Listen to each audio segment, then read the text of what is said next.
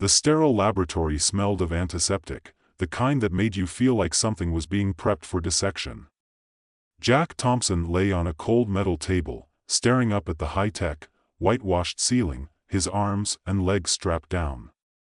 The flicker of bright overhead lights glinted off the various surgical instruments scattered around the room like something from a science fiction nightmare. He tried to shift, but the straps held him down tighter than he'd expected. "Relax, Jack," came a voice from the corner. Dr. Emma Griffith, the head scientist, adjusted her thick glasses as she approached him. "This will all be over in a few minutes." Jack was anything but relaxed. He'd been briefed about the procedure, of course. The Nano Guide, as they called it, was supposed to be revolutionary. A microrobotic system that could enhance human physiology to adapt to any environment. Extreme temperatures, zero gravity, even total vacuum. A perfect tool for covert operations in the harshest environments. The idea was simple: the nanobots would integrate into his bloodstream, acting as a dynamic support system to make him stronger, faster, and, most importantly, indestructible.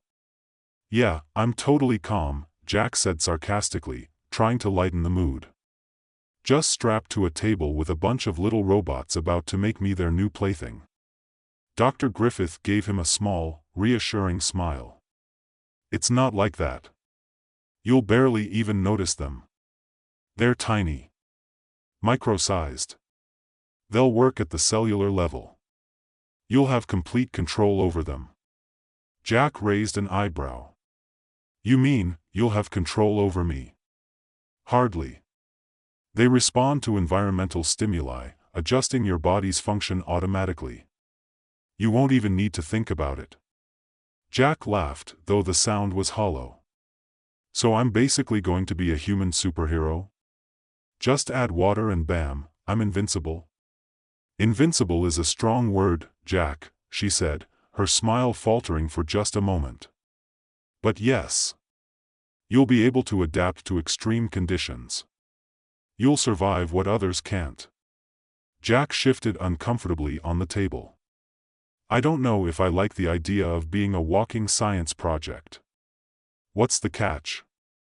Dr. Griffith hesitated, her eyes flicking to the monitors in front of her. There's a chance the bots will need to take over certain functions if you're in a life-threatening environment. We've designed them to override some of your basic biological instincts in extreme situations. But you'll still have control most of the time." "Override?" Jack's voice hardened. "You mean, they'll take control of my body if things get too tough?" Her face went neutral, but there was an unmistakable wariness in her expression. "Only in extreme cases, Jack. Only when you need it the most." The air around Jack seemed to get heavier. He felt the pressure in his chest increase. This wasn't the kind of mission he was used to. Usually, there was a clear line between danger and safety. Now, it felt like he was stepping into an abyss. Before he could voice his doubts, the machine beside him hummed to life. It was time. He watched as a tiny robotic arm extended from the device, a needle at the tip, poised to pierce his skin. "Ready?"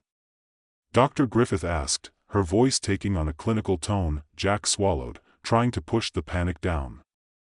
"Let's get it over with." The next few minutes were a blur.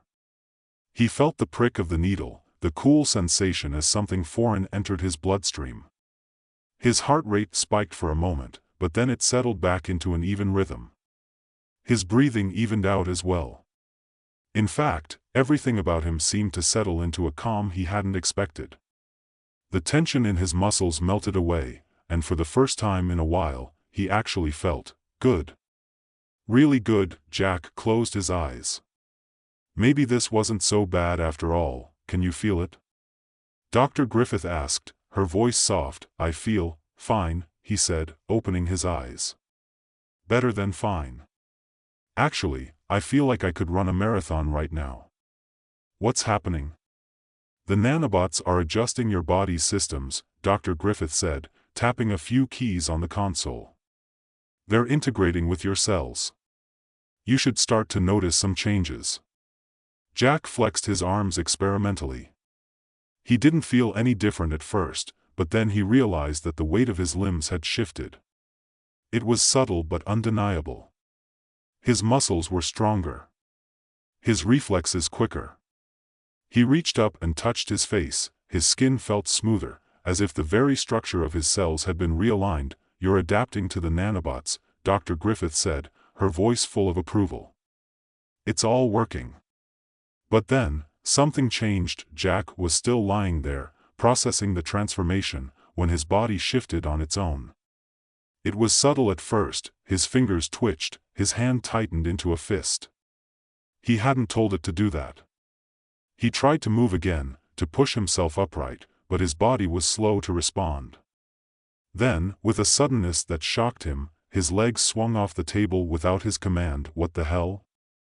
Jack growled, but his body didn't stop. It stood up.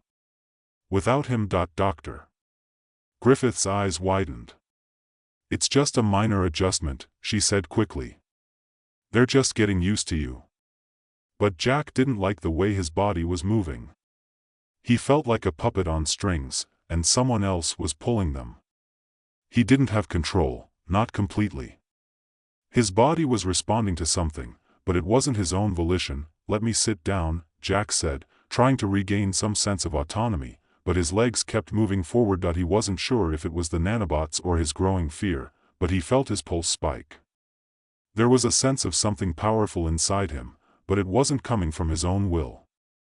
It was like his body was being driven by an external force. "Stop! Stop!" Jack shouted, but his feet kept moving, carrying him toward the door of the lab. Dr. Griffith seemed unfazed. She was watching him, her eyes gleaming with a mixture of pride and something darker, something Jack couldn't quite place. "Dr. Griffith." Jack shouted again, but his own voice was muffled by the growing pressure in his head. He felt dizzy. "What the hell is happening to me?" For a moment, he tried to fight the pull. He clenched his fists, tried to focus, to stop his body from responding to whatever command the nanobots had given it. But his legs kept marching, his body kept moving, and there was nothing he could do to stop it. Dr. Griffith's voice echoed in the distance as Jack's mind was overwhelmed by the sensation of his own body betraying him. "They're just doing their job, Jack," she said, her tone almost distant, as if she were talking to herself. "They'll guide you to safety. Don't fight it." But Jack wasn't listening. He was losing control. The door to the lab slammed open, and Jack was out of the room before he could even register it. It was like his body had taken over, and there was nothing he could do but follow it. "Stop. Please." Jack yelled, but his own voice felt distant, as if it were coming from someone else. His limbs moved of their own accord, taking him down long, empty corridors. Jack's feet slapped against the sterile floor as his body moved with mechanical precision, one step after another, the echo of his movement swallowed by the long, white corridors. He could hear the faint hum of the lab's air filtration system, a constant drone in the background, but it felt like he was underwater, muffled and distant. Every instinct in his body screamed to stop, to turn around, to fight back, but the commands from his muscles had been overridden. He was no longer in charge of his own movements. The nanobots were in control now. "Stop, damn it." Jack gritted his teeth, but it made no difference. His legs kept moving, his body obeying some invisible force. There was no pain, no discomfort, at least, none that he could consciously feel. But the creeping sensation that his own body was betraying him, that every step was being dictated by something outside of his mind, made his stomach turn. His hand reached out, seemingly of its own accord, to press against the cool metal door ahead of him. It swung open silently, revealing a sleek control room filled with monitors and blinking lights. Several figures in lab coats turned at the sound of the door opening. Dr. Griffith was there, but she didn't seem surprised to see Jack. In fact, her expression was almost proud. "Good," she said, her voice laced with approval. "You're starting to understand." Jack's mind screamed in frustration, but his body didn't stop. He stepped into the room, his movements stiff and controlled, not his own. It was like watching someone else wear his skin, as though he were an unwilling passenger in his own body. "What's happening to me?" Jack's voice came out hoarse, as though he were speaking from a distance. He tried to move his fingers, but they twitched and clenched, following their own path. "The nanobots are adapting you to your environment," Dr. Griffith explained coolly. "They're ensuring your survival. They're not just enhancing your physical abilities, they're fine-tuning your responses. You're becoming more efficient. More intuitive." Jack wanted to argue, wanted to lash out, but his own hands moved to grip the edge of the control panel. His fingers danced over the keys, entering commands he didn't consciously think of. The screen in front of him flickered to life, displaying an intricate series of graphs and readouts. Some of the data was familiar to him from his training, but it didn't make sense. It wasn't his decision to access this information. His body was doing it for him. "I didn't ask for this," Jack muttered, his voice catching in his throat. The more he tried to fight it, the more his body ignored him, as if it were simply too strong for his willpower. "You didn't need to," Dr. Griffith said, her smile widening. "This was always going to happen, Jack. The nanobots are designed to act when needed. They help you make decisions, your body's decisions. You don't need to think about survival anymore. You don't need to think about anything. It's all taken care of." Jack shook his head, trying to fight back the rising panic. No. No, this isn't right. But his body didn't listen. His hands moved faster, typing instructions, sending signals to the lab's network, things Jack wouldn't have known how to do. He wanted to scream, to break free, but the only thing that came out of his mouth was, "What did you do to me?" "We gave you a gift," Dr. Griffith said, stepping closer. Her voice was soft, almost soothing. "The ability to evolve. To adapt. The nanobots will guide you through any environment, any challenge. They'll make you perfect, Jack. This is just the beginning." No, Jack struggled against the overwhelming sense of control, his fists clenching so tight his nails dug into his palms. "I won't be your experiment." Dr. Griffith's eyes flashed with something darker. "You're already part of it, Jack. You don't have a choice anymore." As she spoke, Jack felt a wave of dizziness wash over him. His head spun, and his body swayed, but he couldn't control it. The nanobots were adjusting his physiology, forcing his body to adapt to the rising pressure. It was as if his blood itself had become a foreign entity. His heart rate increased, then slowed, and then increased again, as though it were responding to commands Jack couldn't even comprehend. "Jack," Dr. Griffith's voice was closer now, almost a whisper. "Just trust them. They're taking care of you." But Jack didn't trust her. He didn't trust them, the tiny machines that had invaded his body. They weren't taking care of him. They were controlling him. Suddenly, without warning, Jack's body moved again, as if on autopilot. His feet shifted toward the door of the control room, carrying him past Dr. Griffith and her colleagues. He didn't want to go, but his body wasn't waiting for him to make that decision. It was moving, and he was helpless to stop it. "Jack," Dr. Griffith called after him. "You don't have to do this." He didn't respond. His body didn't even seem to hear her. The halls of the lab stretched out in front of him, a maze of white corridors that felt colder with each step he took. Jack's mind was racing, a whirlwind of thoughts and fears. How could he regain control? Was there any way to stop this before the bots took over completely? His body, however, didn't share his urgency. It moved at a deliberate pace, as though it had its own destination in mind. The nanobots, in their quiet, efficient way, were steering him forward. He tried to think, tried to reach out to his training, to remember something that could help him fight back. But all he could feel was the suffocating weight of the bots inside him, running silent calculations, adjusting his muscles, his temperature, his heartbeat. Without warning, his feet stopped moving. He felt his body freeze, then pivot sharply to the left, as though it were responding to an unseen signal. He didn't know where it was leading him, but something in his gut told him it wasn't good. A door opened, and Jack was suddenly faced with an entirely different environment. He stood in a vast, empty room, surrounded by large glass walls.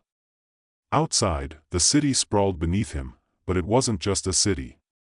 It was a testing facility, a place where his life was about to be put to the ultimate test. "You're in the simulation chamber," a voice echoed in his ear. He recognized it immediately. It was Dr. Griffith, her voice coming from the comm system embedded in his suit. "This is where you'll learn how far the nanobots can take you. We've set up various environments. You'll need to survive." The door behind him slammed shut, and Jack felt the pressure in the room shift. His breath caught in his throat as a chill swept over his body. The room had been transformed into an Arctic tundra, the air suddenly frigid, biting through his clothes. His body reacted instantly. His muscles tensed, adjusting to the cold. He felt his skin shift, the nanobots kicking in, forming a protective layer to shield him from the temperature drop. His heartbeat slowed slightly, and the shivering that would have normally overtaken him vanished. He stood there for a moment, taking in the vast, icy landscape that stretched before him. Snow swirled in the wind, the ground beneath his feet solid ice. But there was no fear in him, not anymore. His body had adapted too quickly. He was ready for whatever came next, except, the change in environment didn't just trigger a physical adjustment. It triggered something deeper. Jack could feel it, a pull inside his chest, as if the nanobots were not just adjusting him to the environment, but guiding him. "Move," the voice in his ear commanded. Without his consent, Jack's body obeyed. He began walking toward the horizon, his steps sure and steady, each movement smooth and effortless. The bots were pushing him forward, as if they were guiding him on a path that was preordained. And the more he walked, the less resistance he felt. His mind, still trapped inside, screamed for control, but it was as if his body was drowning out his thoughts, moving with a purpose he couldn't understand. The winds howled louder as he walked, but his body didn't falter. It was as if the temperature didn't even matter. His muscles didn't ache. The cold didn't burn. He was becoming too good at this. Jack shook his head, trying to shake off the feeling of the nanobots' influence, but it was too late. They were in control now. He had to stop them, but as he trudged through the snow, his mind faltered. Was he truly fighting them, or had he already given in? The answer was becoming clearer with every step. The wind howled around him as Jack trudged through the relentless snow, each step guided by a force outside of his own will. His eyes, frozen slits against the sting of the icy wind, scanned the barren landscape, but all he saw was white, endless snow, a horizon that seemed to stretch on forever. His mind, still fighting for control, screamed with frustration, but his body didn't respond. It wasn't his body anymore.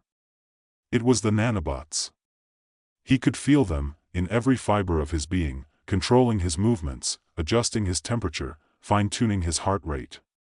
They were monitoring his every function, manipulating his biological systems like a puppeteer pulling strings. The worst part wasn't the physical changes, though.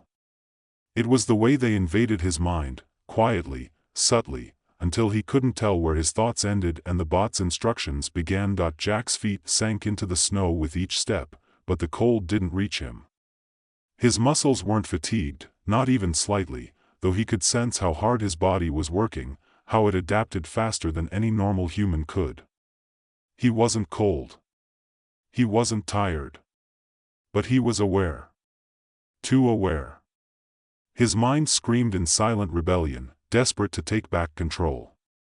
He fought, but his body didn't listen. The snowstorm seemed to intensify, but even as the wind whipped at his face, Jack felt no discomfort. His vision, though blurred from the harsh conditions, adjusted automatically. His internal temperature regulated without effort. He was living on autopilot, his body moving forward at an even pace, responding to commands he couldn't stop. Ahead of him, there was a shadow, a movement. Jack's eyes narrowed, and he instinctively reached for his sidearm, only to realize with sudden horror that he wasn't holding it. His arms weren't his own anymore. They were moving, yes, but they weren't responding to him. The thought hit him like a punch to the gut. They weren't his arms. "Move forward," the voice in his ear said. It wasn't Dr. Griffith's voice anymore. It was just a cold, mechanical command, delivered with an air of finality. The shadow ahead grew clearer, and Jack felt an involuntary surge of alertness flood his senses. Enemy. It wasn't something he consciously thought, it was just something he knew. The nanobots, reacting to the threat, took over. His body moved without his consent. His legs picked up speed, the sound of boots crunching through snow quickening. His eyes narrowed. His breathing steadied. As he closed the distance between him and the target, Jack could see it was another human figure, dressed in heavy gear, but with no insignia. A rogue agent, perhaps. Someone from a rival faction. Or maybe just another experiment. Jack didn't know, and it didn't matter. He was a tool now, a weapon with a single function: survive. The rogue agent turned just as Jack reached him. He saw the gleam of a weapon in the agent's hand.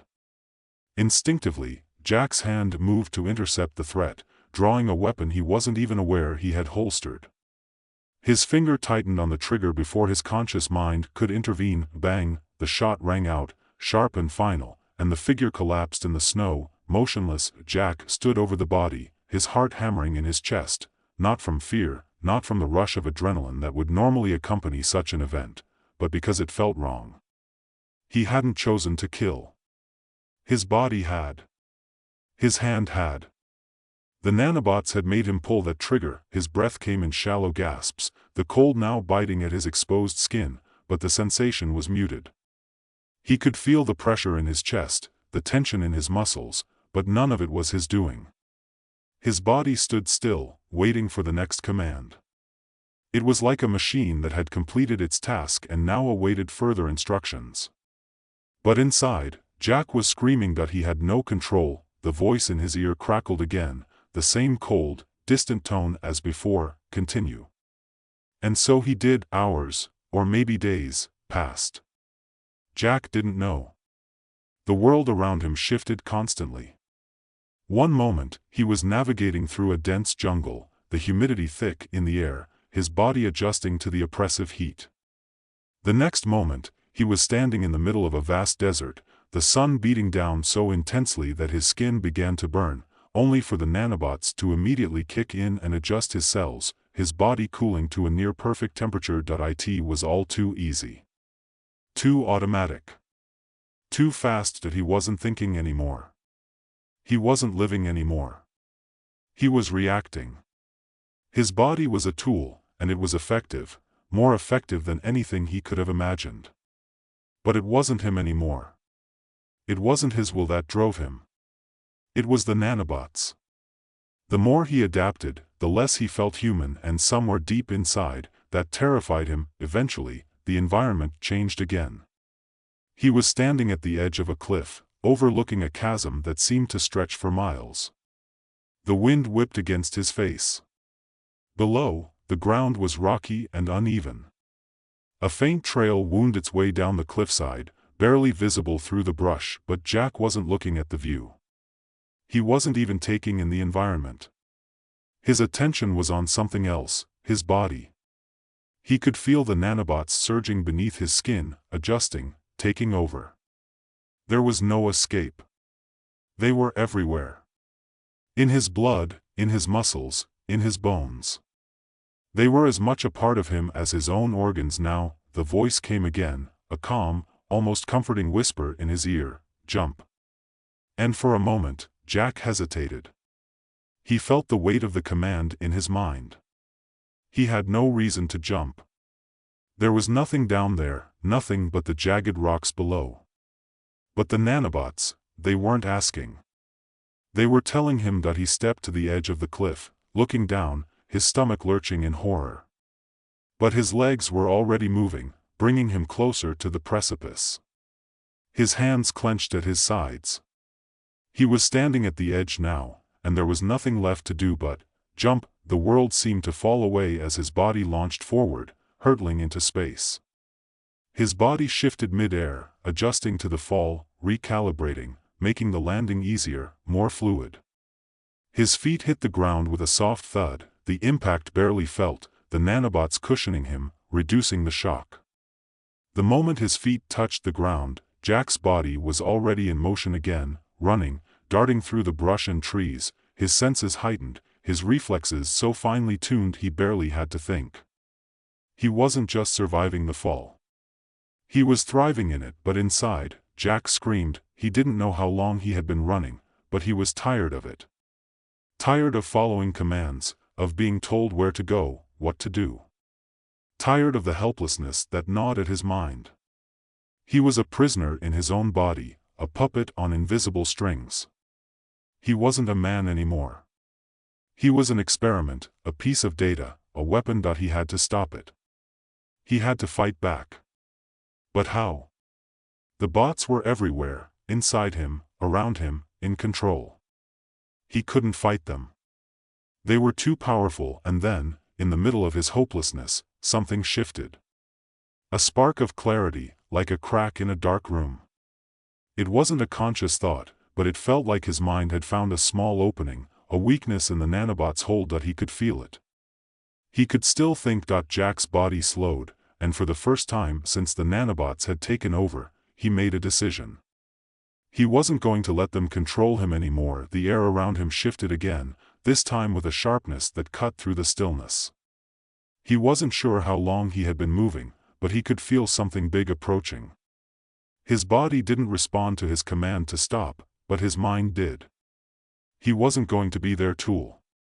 He wasn't going to be anyone's weapon. He just needed to find a way to stop the bots. And for the first time in what felt like an eternity, Jack Thompson smiled.